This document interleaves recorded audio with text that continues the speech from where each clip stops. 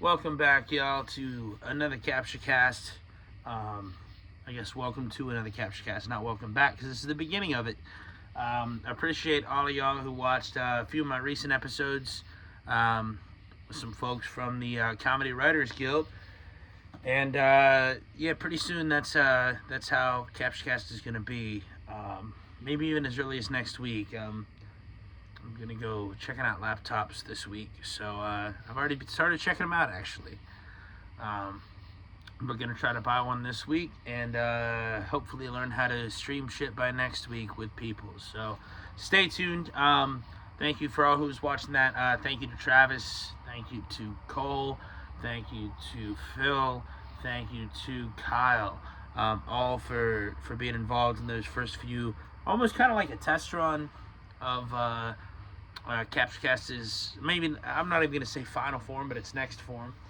And I thought they went very well, all of them. I really enjoyed all the episodes. We got into a bunch of different shit. So thank you guys all who participated. Thank you guys all who watched it. But I did think it might be time, just after a few weeks with some guests and after a ton of fucking news that's been going on lately, to record an episode by myself, to kind of update y'all on my feelings about some recent shit. Now we are also a few brewskis and a blunt and a half deep, so this should be a good episode. So we can start by, I think I don't know, in my opinion, it's the biggest news that's been going on.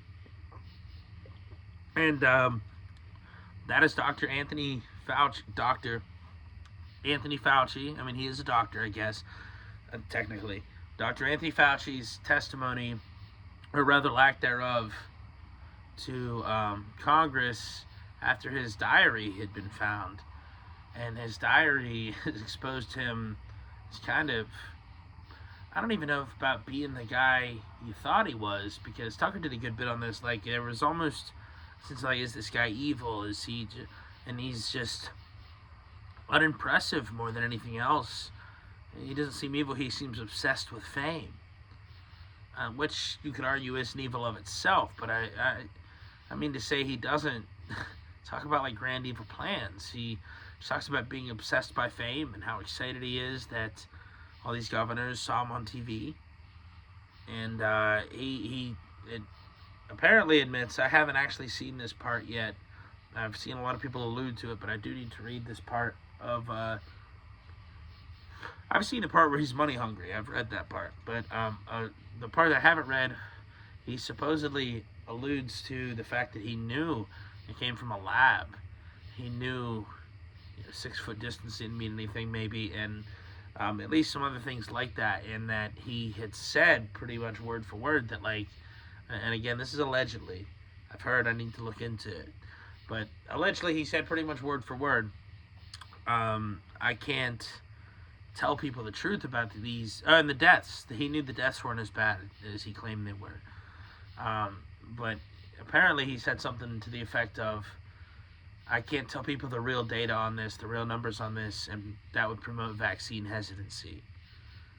Which tells you everything you need to know right there. Which was obvious to a lot of us after a certain amount of time. There's a lot of people who need to see. I mean, there was a lot of proof, 100% proof, just like logically and scientifically and medically. Like, if you looked at it, there was proof enough. But this is proof as far as, like, the establishment almost, not really admitting it, but, like, this is in Congress. This is legitimate people holding him before a committee, and this is everybody getting to watch him plead the fifth after being granted a blanket pardon for everything he did. I believe it was, like, from the years 2019 to 2023 or 2022 or something like that. And so the question now is, why has he been pleading the fifth? Is he worried that the auto pen is going to fall through with the pardon? Is he, or I guess rather his lawyers, I guess, is he or his lawyers, has he committed crimes since the pardon? Is he worried he doesn't he's going to commit a crime by committing perjury if he does speak. There's got to be a reason for it. So that's what's very interesting. It is and it's not. It's not interesting as it's surprising to most of us.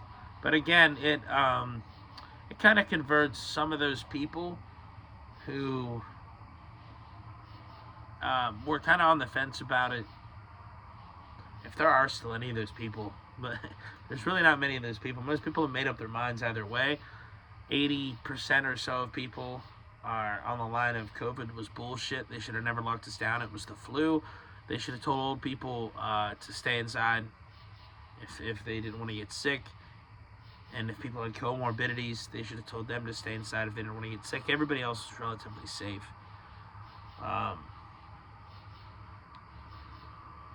So, at least safe as far as, I'm not saying nobody got fucked up. A lot of people got fucked up by it, but, again, statistically, not any more than the flu on an average year. So, and I get it. There weren't shots, there were flu shots, right? But also, you wouldn't lock the country down for the flu, even if there weren't flu shots. And the thing about the COVID shots is who knows about flu shots, really? I don't know any of the data about that at all, to tell you the truth, about flu shots. But COVID shots were definitely we were lied to about them, and they were mismarketed to us, purposefully mismarketed to us. As far as we were told several times by several people, including Fauci, that they stopped transmission and they stopped infection. Neither of those were true, and that they were safe and effective. Safe and effective, which most of us would interpret to mean no potentially bad side effects. Of course, most of us knew there's no way you could call it safe and effective, and in fact, vaccine makers were granted immunity from any sort of liability from their vaccine side effects back in either the 70s or the 80s, and the argument that the vaccine companies used in court that won them this case, that granted them this right, was that you can never make a vaccine safe and effective because the population's so different. Everybody's genes are different, everybody's genetics, family history, especially genetic disease history, it's all different. So you can't possibly make vaccines safe and effective for everybody. Now all of a sudden, the COVID vaccine is safe and effective. That's what we were told. Turns out it wasn't either of those things. It didn't stop you from getting COVID. It didn't stop you from transmitting COVID. And then a lot of people say, well, it stopped you from going to the hospital. And from what I understand, there aren't even any numbers to back that up. And then they were trying to force it on kids, dude. Kids who healthy kids had literally virtually, statistically, no risk from COVID. No risk, and instead they wanted to force them to get this vaccine that statistically had way more of a risk to them than COVID did, and shut down their schools that did way more damage to all of them, not even a lot of them, every kid who was enrolled in public school. That did a lot of damage to them, as opposed to the damage that COVID even could have potentially done to them, which was practically none. And that's what, for the people because there are still a lot of people out there, man, for whatever reason, mostly older people, that get their news from only mainstream, legacy media sources, which, by the way, COVID is when most of us, me included, at least, I don't know about most of us, but definitely when I stopped believing in the news or the government completely at all, because it was just evidence that they will bold-faced lie to you. I just remember seeing, I worked a job at the time, right? Then I worked at a grocery store, and I worked in the deli, and I knew plenty of people that weren't going to get the vaccine and didn't plan to, and they all had good. They were like, "It's not. I don't know if I just don't want to." And I was like, "All right." Never bothered me at all. It's like, "Yeah, no, I get it. Yeah." I was like, "Oh, I'll probably get it. Whatever." I was just like, I put worse shit in my body. That was my motto at the time. But at the same time, I was like, yeah, who cares? Yeah, I can't make you get it. I get it. I get your arguments. That makes sense. And then I would turn on the news at night, CNN, and it would talk about how all the people who won't get a vaccine are just evil. They're trying to make a political point. all they care about is politics, and they just love Trump, and blah, blah, blah, blah, and all this, and they hate black people, and they hate Chinese people, and it was like, what? It didn't make any fucking sense. And I was like, no, I work with these people day in, day out. They're nice people. They don't want to get it. They have good reasons for it. So that was the first sign that I was like, interesting. And I, at the time, had already listened to Joe Rogan's podcast for a couple of years, a year or two at least. And so I followed him on social media. I watched the clip where he talked about having COVID and taking shots of ivermectin and whatever and all this. And honestly, initially when I watched that clip, I was like, that's Rogan. He's always doing some different shit. Hopefully it works for him, but cool. And I was like, he doesn't look bad or anything. He's much better shape than I am, you know. And so I was like, whatever. And then you turn on CNN the next day, and they have a filter over his face, turning him green, and saying that, and like saying he took horse dewormer. And I was like, horse dewormer? What? So I was like, what are they talking about? I don't believe Rogan would take horse dewormer. That doesn't make any sense. He doesn't seem like, he's not retarded, you know. So anyways, then I watched, I don't know if it was the very next episode after that or not, but it was one of the very next Joe Rogan episodes when he had Dr. Sanjay Gupta on, CNN's chief medical officer, professional, whatever they called him at the time. And I had seen Sanjay Gupta for years. He seemed really smart and intelligent. I liked him. To be honest, I think he is really smart and intelligent, and I'd still stand by that. I haven't seen him lately, but he seems very smart and intelligent. And I saw him on Rogan, and they both had a friendly conversation at first, and then Sanjay Gupta said something about, are you going to get vaccinated now? And Joe goes, well, why? I already had the virus. Why did I get vaccinated? Aren't the antibodies stronger than the vaccine anyway? And Sanjay Gupta just goes, oh, yeah, that's true. Like, he had to admit it. He was like, fuck. He didn't think Rogan would know it. And then they had a couple of back and forths, and then at some point, Rogan goes, well, why did you guys change my face on when you aired that story? That wasn't right. Why'd you call ivermectin horse dewormer? You're a doctor. You know that ivermectin is it's one of the safest drugs in the world, and it's been used on humans for years, and it's incredibly cheap, and it's won a Nobel Prize for its efficacy. And it's like, as far as drugs that you could try against it that could work, I mean, it offers virtually no side effects, and it's a decent option. It's shown some progress. It's such a good, because we shouldn't have done that. And as soon as he says that, I'm like, well, there you have it.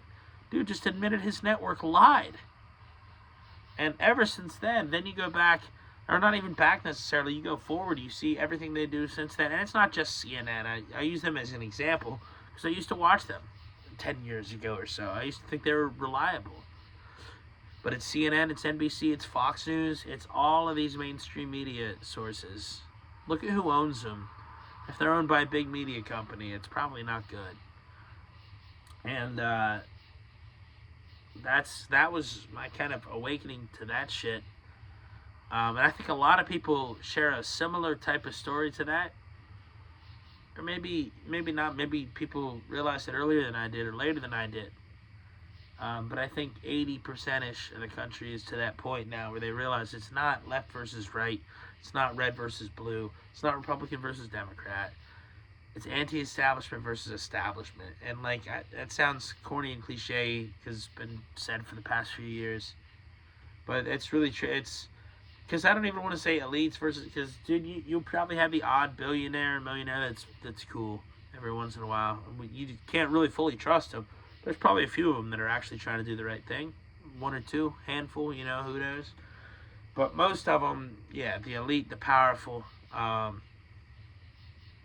again, it's not all of them, but a lot of them, they just want to make us their slaves, I think, in some way, shape, or form. They definitely, and they've talked about this openly, want to make a society where you don't own anything. You rent everything.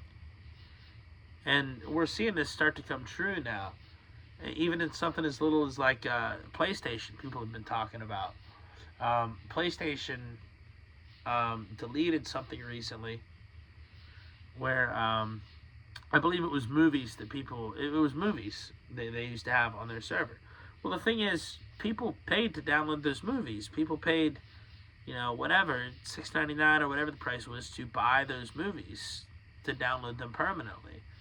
And then just now, PlayStation deleted them completely. So, did they ever buy them? And then we're starting to realize that's just a microcosm of like the fact that everything is done digitally nowadays. This is honestly kind of worried me in the back of my mind for years, and it doesn't surprise me that it's finally coming to a head. Everything's digital. Nothing's handwritten anymore. Nothing's physical anymore. I mean, yes, you can still pay with cash. You can still send a letter through the mail. But is that how the majority of things are done? No. Most people's money is in credit cards or in the bank. And most things that people write down that they need to remember, most movies that people have downloaded, video games that people have nowadays, songs, music, all of that. Most of it's digital. And what happens when, let's not even say the grid goes out, which could also very well happen. What happens when one of the companies just goes under or just says, like, sorry, we're done, we're taking that off. We don't agree with this artist anymore, we're censoring them, it's a new time. Well, then what? You paid for that shit. And that's just a microcosm of the world they've been wanting us all to live in. They've been talking openly about. That's the you will own nothing and be happy. That's what that is. They want you to rent everything. They want you to rent everything. Pretty soon driving a car will be illegal. They want all self-driving cars. And there will only be 15-minute cities. Not only maybe, but there will be 15-minute cities, and you will be strongly encouraged to not go too far outside of that 15-minute city because everything you need is there.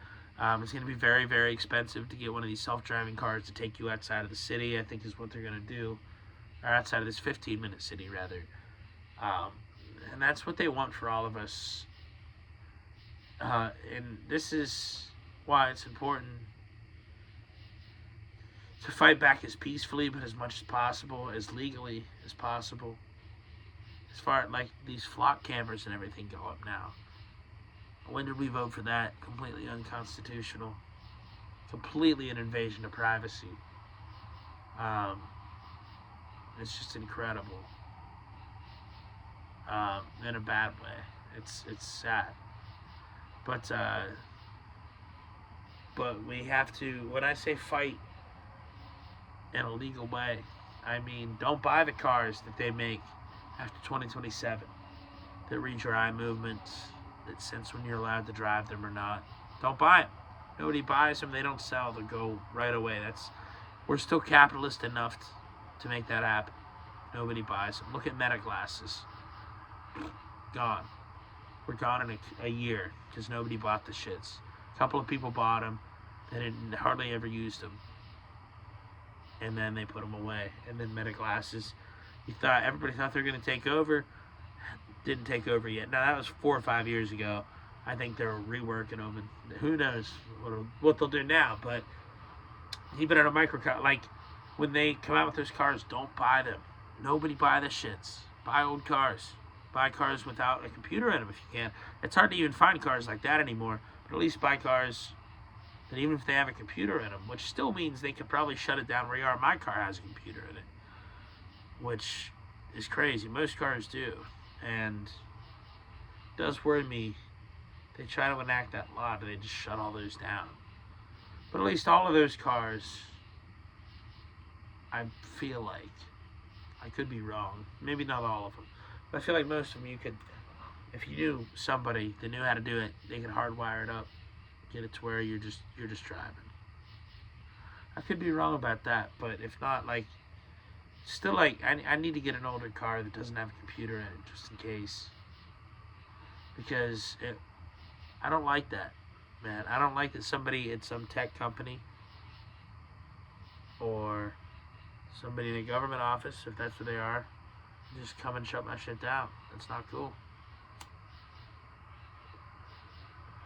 And the cars they're trying to make, it doesn't even have to be somebody in an office. It's going to be an AI that looks at your eye movements, and it looks at your posture, and it looks at everything. And if you don't seem right to drive, it's just going to shut down. Now, if that's on the interstate, no worries. Now, maybe it pulls off the interstate. But if you're, say you're tired and you're exhausted, but you have to transport somebody to the hospital, because they're dying. And you're their only ride. You start nodding off, but you're staying just enough awake to drive them to the hospital. I'm not saying it's ideal to be driving that way, but like shit happens in life. You know what I mean? And also, we've all used AI. Has anybody here used AI? Anybody here? Anybody in the comments? Anybody watching this? Let me know if you've ever used. Maybe not ever, but let me know if any of you have used AI without it ever hallucinating. Guarantee it's hallucinated once or twice. So what happens when that's the car that's driving you around? What if it hallucinates? What if it uses an old map? Like, I mean, you think it can't happen? Well, it happened to our government, allegedly. I hope that's what happened. And they blew up an Iranian school with like 146 schoolgirls in it. Something like that. AI, they accidentally used an old map. There used to be a base there 10 years ago. What happens when that happens to your car? Is that safer? Even if the numbers say it's safer, is that better? Is that how life should be lived? Should you at all be in charge of your fate? And look, I'm not saying you always are, right? People get in car accidents all the time where there's nothing they could have done to stop it and they die and then it happens. But how many people get into an accident where because of something they do, they survive it? Because of how they try to avoid an obstacle? Probably a lot too. So, even if an AI car gets it right 99.99% of the time, if you're that 0.01% and it happens to you, I mean, how disastrous is that for the state to do to somebody? To have them mortally wounded, perhaps, or severely injured, perhaps, or killed, perhaps, without anything they're allowed to even try to do to stop it. They just have to sit in the passenger seat or in the back seat while the AI car drives them around. And sorry, you're one of the 0.1%, 0.01% rather, where it malfunctioned.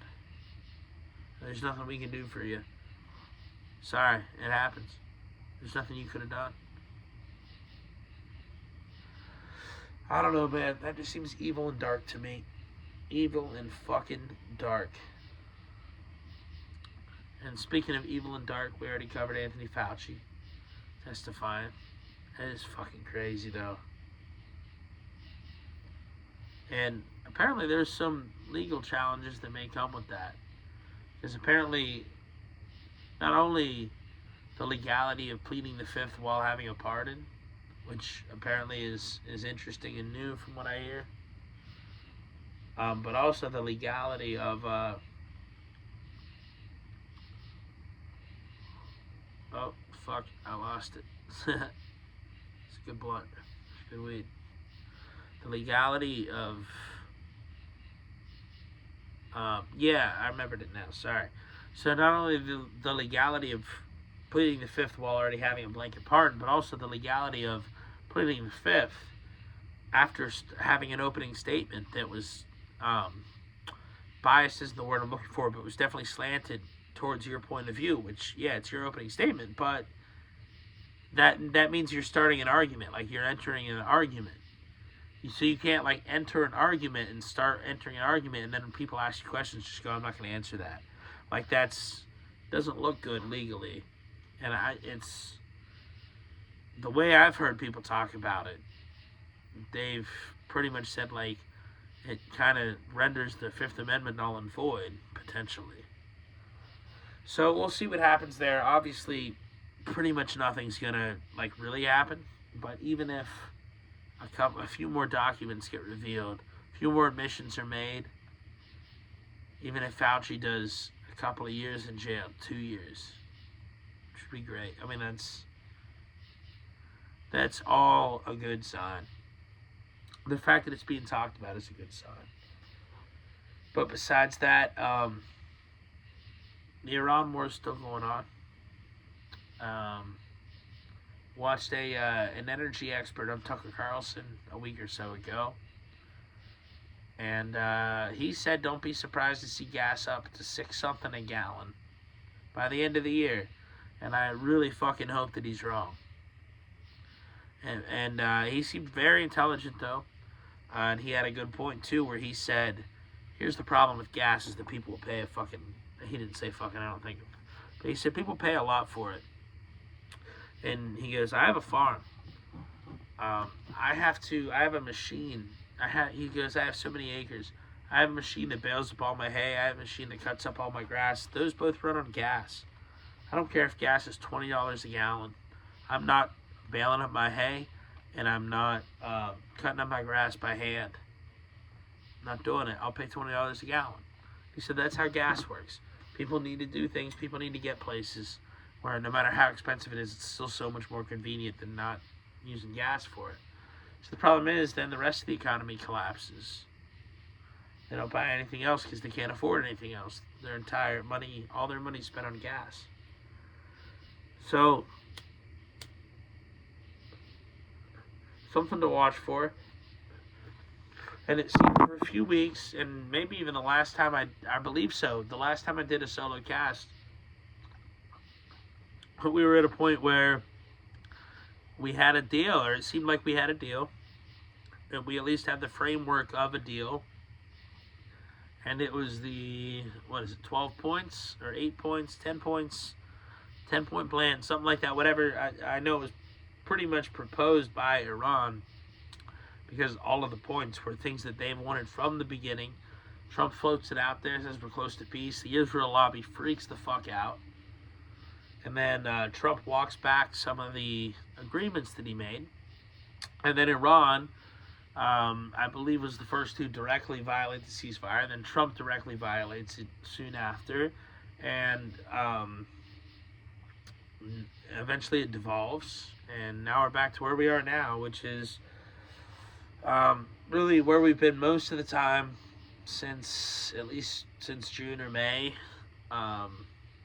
which is a place where Trump threatens absolute destruction of the civilization, repeatedly saying things like, I'll blow up bridges, I'll blow up power plants, and they have blown up a few bridges, and I'm not sure, I thought I saw the other day they got a power plant or two, which is really tragic. That's civilian infrastructure, man. And like, there's no reason for us to be over there doing that. And now Iran's killing troops, our guys, and I don't like that. I want that to be avenged. But the problem is now we just dig ourselves deeper and deeper, and there doesn't appear to be a way out. And so now we're where we are, where Trump. And then where we've been, where Trump acts like he has a deal. The Iranians say there is no deal. We have not been anywhere close to a deal with them. And then Trump goes, I'll attack the bridges and the power plants. And then the next day he goes, okay, we're close to a deal. I'm not going to attack them because we're close to a deal. And then that same day the Iranians go, we haven't even talked.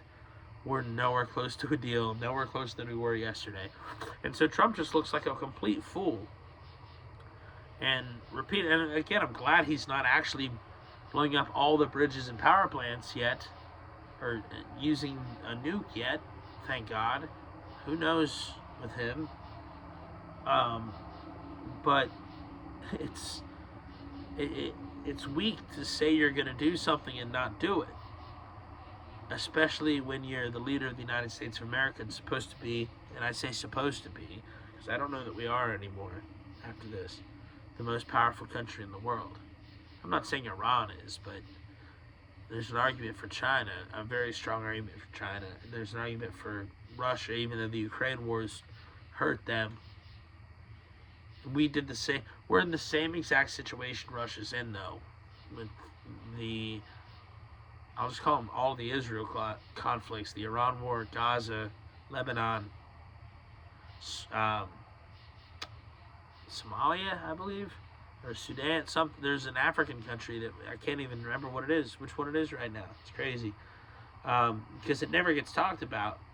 and we've been bombing the shit out of for like years and years and years. And it was another one of the countries on the 7 countries in 7 years um, thing, and it's just insane. And it's just very insane. So we're kind of stuck in limbo there, where it's just the same thing over and over again. And even the Fauci thing's a little bit like that too, where like there is a good that's come from it. Don't get me wrong. Like I said, some people are waking up, and it's also reuniting all the people that were against the crazy COVID lockdowns and shit. And that are still like, there's a lot of people that maybe only turned to that side once they realized that's where the majority of the country went. I'm sure there's people like that. But a lot of people just saw it for themselves at some point. And you can never unsee it. It's one of those things you can never unsee. Like I said, that's what disillusioned me in the news and the government the most. And then you just notice all the things they lie about after that. Which is a lot of things. And then you realize it's pretty much everything. You don't get the straight truth about anything from the government or from the corporate media. And so yeah, that's what made a lot of people realize that.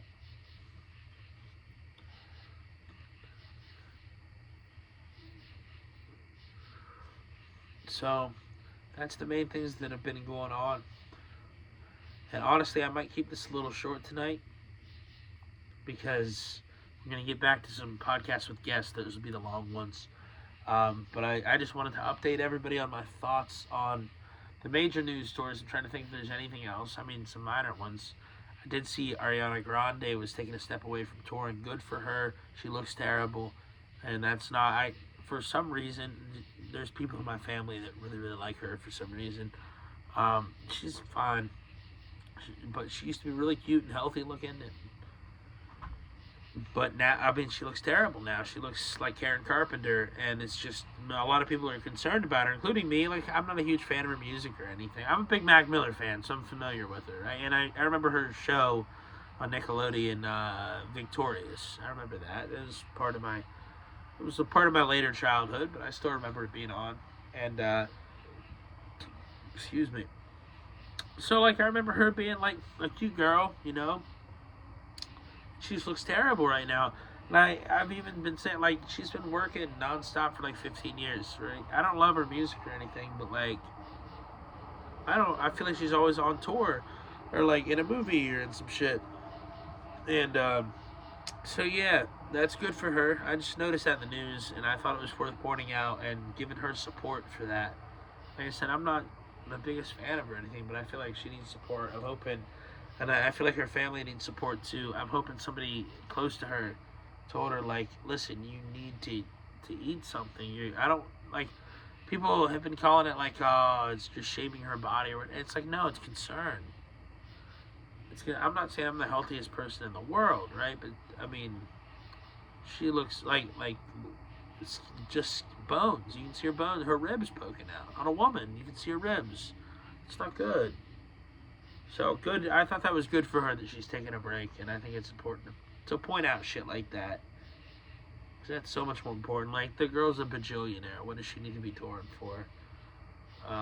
And yeah, come back to tour when you're ready, but take a break, get yourself healthy first. Hell yeah. All in favor of anybody doing that. And I that's why I think it's important to point out, because I think it's a message to all of us. We're all grinding, and those breaks are important. Whether they're even literal breaks or sometimes mental breaks. You're at work and then you go home all day, and if you're thinking about work, take that hour to read a book or to listen to a podcast or something to get your mind off of that. Whether it's work or just terrible shit that's happening in your life. And I know it's not always that easily done, as it's said, but something to think about. I do think there's something to think about there. So good for her. That was one story I saw. Some other stories, man. Aaron Rodgers on Pat McAfee's show was dope as hell today. Talking about how he's vindicated. Uh, with all the shit people were giving him for faking his vaccine card and shit during COVID, which like, yeah, dude, that shit was draconian. He was right for that. And now he's proven even more right than most people already knew he was. So that's dope. That's my quarterback. So ready for some Steelers football this year. It's gonna be lit. Apparently the Pirates traded for somebody good.